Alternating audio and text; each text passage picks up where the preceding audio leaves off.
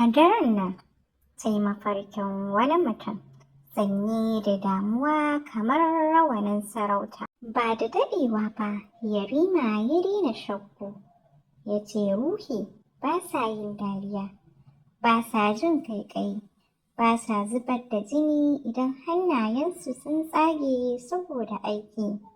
Ita Raliya ce, ƙauna ta sake samun shi, amma ba kamar wuta ba, kamar ƙaiƙayi mai laushi.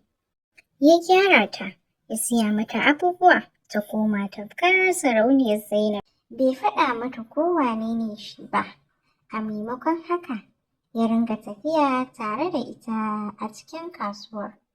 Yana koyon sana'arta, yana tambayarta game da tafiye-tafiyenta, ita kuwa tana ba shi labarin hanyoyi da koguna. Sannan don Allah ku yi like, subscribe and share.